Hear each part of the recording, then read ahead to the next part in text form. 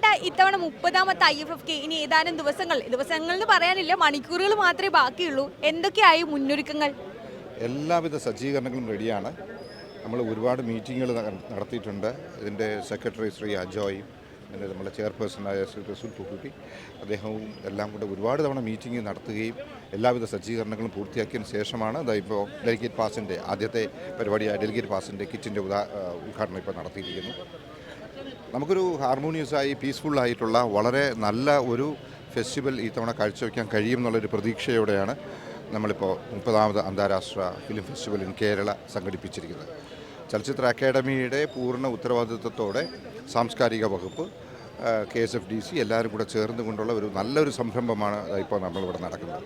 ഇതിൻ്റെ ഏറ്റവും വലിയ ഉദ്ദേശം തന്നെ നമ്മൾ പലപ്പോഴും നമ്മളെ ചെയർപേഴ്സണും എല്ലാം പറയുന്നത് പോലെ തന്നെ നമ്മളെ സിറ്റി ലിമിറ്റ്സിലുള്ള അല്ലാത്തത് തന്നെ പലവർക്കും അന്താരാഷ്ട്ര സിനിമകൾ കാണുന്നതിന് വേണ്ടിയുള്ള ഏറ്റവും നല്ലൊരു ഓപ്പർച്യൂണിറ്റിയാണ് ഇതിലൂടെ നമുക്ക് കിട്ടുന്നത്.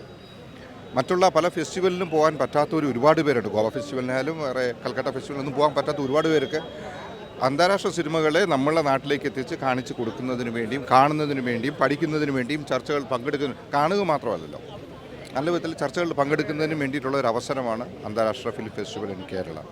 വളരെ നല്ല ഒരുക്കങ്ങളാണ്, വൻ വിജയമായി തീരുമെന്നുള്ള പ്രതീക്ഷയോടെ.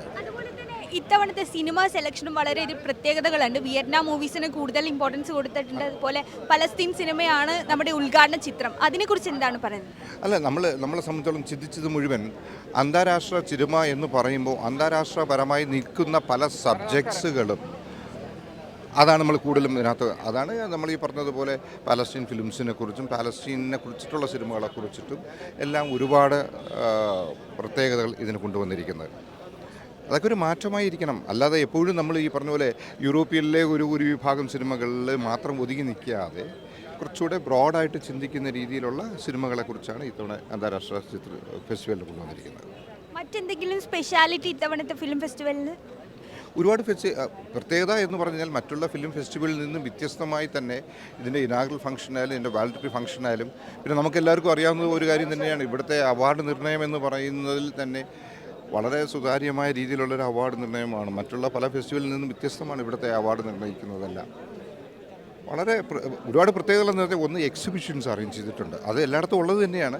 എങ്കിലും ഒരു റെട്രോസ്പെക്റ്റീവ് എന്നുള്ളതിൽ വളരെയധികം പ്രാധാന്യം നൽകുന്ന മലയാള സിനിമയ്ക്കും അന്താരാഷ്ട്ര സിനിമയ്ക്കും ഒരുപാട് കോൺട്രിബ്യൂട്ട് ചെയ്തവരെ എല്ലാവരെയും ആദരിക്കുന്ന രീതിയിൽ അവർക്ക് വേണ്ടിയിട്ടുള്ള ഒരുപാട് വെന്യൂസ് നമ്മൾ പ്രിപ്പയർ ചെയ്തിട്ടുണ്ട്. ഒരുവിധപ്പെട്ട തിയേറ്റേഴ്സ് എല്ലാം നമ്മൾക്ക് വേണ്ടി നല്ല വിധത്തിൽ സഹകരിക്കുന്നുമുണ്ട്. 15ഓളം തിയേറ്ററുകളാണ് നമ്മൾ ഇപ്പോൾ സിറ്റിക്കകത്ത് തന്നെ ഇതിന് വേണ്ടിയിട്ട് സജ്ജീകരിച്ചിരിക്കുന്നത്. It will be a festival of Kerala. അതാണ് ഏറ്റവും വലിയ പ്രത്യേകത. ഇതൊരു അന്താരാഷ്ട്ര സിനിമകളുടെ ഇവിടെ വരുന്ന കേരളത്തിലെ ഏറ്റവും വലിയ ഫെസ്റ്റിവലായിരിക്കും.